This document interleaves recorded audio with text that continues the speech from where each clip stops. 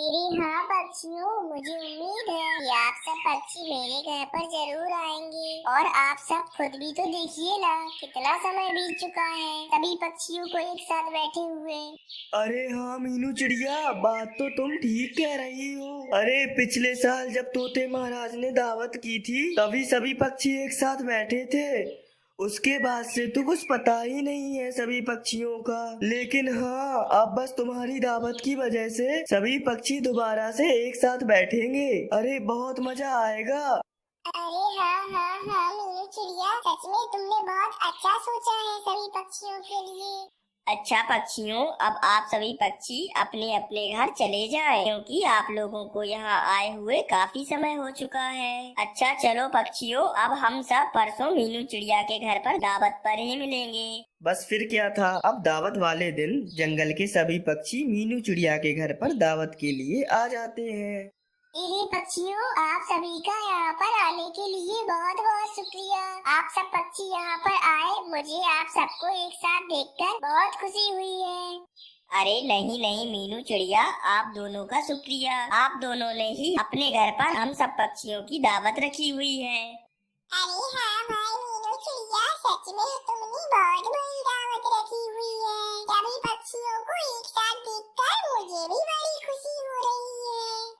अरे हाँ भाई, बहुत बहुत शुक्रिया मानव चिड़े और मीनू चिड़िया। काफी समय से जंगल के किसी भी पक्षी के घर पर दावत नहीं हुई थी, पर तुम लोगों ने आज सभी पक्षियों की दावत की है। अरे आज बहुत ज्यादा मजा आ रहा है। पक्षियों की सब बातें सुनकर वो पास में बैठा कालू कौवा, मीनू चिड़िया और मानव चिड़े से जलने लगता है। अरे ये जंगल के सभी पक्षी और तोते महाराज भी इन दोनों की कितनी तारीफें कर रहे हैं। अरे मुझसे तो देखा ही नहीं जा रहा है, इन दोनों की सभी पक्षी तारीफें क्यों कर रहे हैं। अरे बस भाई पक्षियों, क्या हो गया है आप सबको? एक दावत ही तो करी है इन दोनों ने, लेकिन आप लोग तो ऐसे इनकी तारीफें कर रहे हैं जैसे इन लोगों ने तो पता नहीं कौन सा बड़ा काम कर दिया हो। अरे अब आप लोग बस भी कीजिए इनकी तारीफें करना। अरे कालू कौवे, अगर तुम्हें इतना ही बुरा लग रहा है तो तुम खुद अपने घर पे दावत कर लेते ना सभी पक्षियों की। लेकिन तुमने तो ऐसा नहीं किया, और वैसे भी तुम कहाँ से सभी पक्षियों की दावत करोगी? तुम तो बहुत ही ज्यादा कंजूस हो। रंगीन पक्षी की ये सब बातें सुनकर तो अब कालू कौवे को और भी ज्यादा गुस्सा आ जाता है। लेकिन अब वह कालू कौवा गुस्से में कुछ भी नहीं करता, क्योंकि वहाँ पर तो तोते महाराज भी बैठे होते हैं। बस फिर ऐसे ही अब वो दावत खत्म हो जाती है और अब सभी पक्षी अपने अपने घर चले जाते हैं। कालू कौवा अपने घर में बड़े गुस्से में बैठे सोच रहा होता है। अरे आज मेरी सभी पक्षियों के सामने ये बेइज्जती वो मानव चिड़ा और मीनू चिड़िया की वजह से हुई है। अरे मुझे इन दोनों पे बहुत ही ज्यादा गुस्सा आ रहा है। अरे अब बस कुछ भी हो जाए, मैं इन दोनों से बदला लेकर ही रहूंगा। अरे बिजली कौवी, आज मेरी सभी पक्षियों के सामने बहुत ही ज्यादा बेइज्जती हुई है, और इस बेइज्जती की वजह सिर्फ वह मानव चिड़ा और मीनू चिड़िया है। मुझे उन दोनों पे बहुत ही ज्यादा गुस्सा आ रहा है।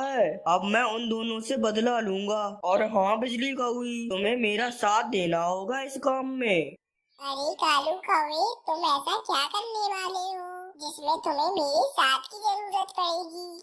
अरे देखो बिजली कौवी, मैं आज रात में उस रंगीन पक्षी के घर में घुसकर उस रंगीन पक्षी का खून कर दूंगा, क्योंकि वो मुझे बहुत ज्यादा बेइज्जत कर रहा था दावत में। उस रंगीन पक्षी के पास मानव चिड़े का एक पर तोड़कर वहाँ पर डाल दूंगा, और फिर अगले दिन मैं मिट्ठू महाराज को जाकर कहूँगा कि मिट्ठू महाराज, मैंने अपनी आँखों से देखा है कि रंगीन पक्षी का खून उस मानव चिड़े ने किया है। उस मानव चिड़े का पर उस रंगीन पक्षी के लाश के पास पड़ा हुआ है, आप जाकर देख सकते हैं। बस फिर देखना बिजली कौवी, मेरा बदला कैसे पूरा होता है। मिट्ठू महाराज उस मानव चिड़े को भी मरवा देंगे।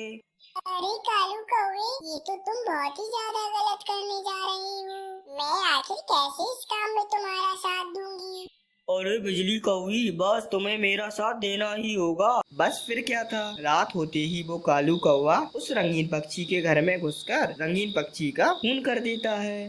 चलो इस रंगीन पक्षी को तो मैंने मार दिया है। अब एक काम करता हूँ, मानव चिड़े के घर में जाता हूँ और उसका एक पर तोड़कर यहाँ पर ले आता हूँ। बस यहाँ पर उसका एक पर डालकर मैं यहाँ से चला जाऊंगा। बस फिर क्या था, यही सब सोचकर वो कालू कौवा मानव चिड़े के घर में घुसकर मानव चिड़े का एक पर तोड़ लेता है। फिर वो कालू कौवा मानव चिड़े का वो पर रंगीन पक्षी की लाश के पास डाल देता है। अरे चलो चलो, अब तो सारा काम हो चुका है, बस कल इस मानव चिड़े को मुझे पकड़वाना है। चलो अब मैं अपने घर चला जाता हूँ। बस फिर क्या था, अगली सुबह वो कालू कौवा अपनी पत्नी बिजली कौवी के साथ मिट्ठू महाराज के महल में आ जाता है। अरे महाराज, आज मैं आपसे एक बहुत ही जरूरी बात करने के लिए आया हूँ। अरे आपको मालूम है, कल रात उस मानव चिड़े ने रंगीन पक्षी का खून कर दिया है। अरे ये तुम क्या बोल रहे हो कालू कौवे? मानव चिड़ा ऐसा बिल्कुल भी नहीं कर सकता है। मैं उस मानव चिड़े को अच्छे से जानता हूँ। तुम ये झूठ बोल रहे हो। मैं तुम्हारी बात पर बिल्कुल भी यकीन नहीं करूँगा। अरे हाँ महाराज, मैंने कल अपनी आंखों से देखा था कि वो मानव चिड़ा उस रंगीन पक्षी का खून कर रहा था। और हाँ महाराज, अगर आपको हमारी बातों पर यकीन नहीं आ रहा है तो हमारे साथ चलिए। उस रंगीन पक्षी की लाश के पास अभी भी उस मानव चिड़े का एक पर पड़ा हुआ है। बस फिर क्या था, वो कालू कौवा मिट्ठू महाराज को अपने साथ लेकर उस रंगीन पक्षी के घर पर जाता है और उन्हें रंगीन पक्षी की लाश के पास उस मानव चिड़े का पर दिखा देता है। बस अब वो कालू कौवा तोते महाराज को अपनी बात पर यकीन करने के लिए मजबूर कर देता है। फिर वे तोते महाराज जंगल के सभी पक्षियों को अपने महल में बुलवा लेते हैं। अरे महाराज, क्या हुआ? आपने हम सब पक्षियों को अपने महल पर क्यों बुलवा लिया है? अरे तुम तो चुप ही रहो, मुझे तुमसे तो कोई भी बात नहीं करनी है। अरे तुम कातिल हो कातिल। अरे पक्षियों सुनो, कल रात इस मानव चिड़े ने रंगीन पक्षी का खून कर दिया है। जी नहीं नहीं महाराज, ऐसा नहीं हो सकता। मानव चिड़ा ऐसा कभी भी नहीं कर सकता है महाराज। जी मानव चिड़े ने ऐसा नहीं किया है। अरे अब बस बहुत हो गया है मीनू चिड़िया। अब बस मानव चिड़े को भी सजा मिलेगी, क्योंकि उसने खून किया है एक पक्षी का। तो अब मानव चिड़े को भी मरना होगा। बस फिर क्या था, अब वो मिट्ठू महाराज जंगल के सभी पक्षियों के सामने उस मानव चिड़े को मरवा देते हैं। बस अब मानव चिड़े के मरने के बाद वो मीनू चिड़िया जंगल के किसी भी पक्षी और मिट्ठू महाराज से बात नहीं किया करती थी। मीनू चिड़िया बस अलग अलग रहा करती थी अब।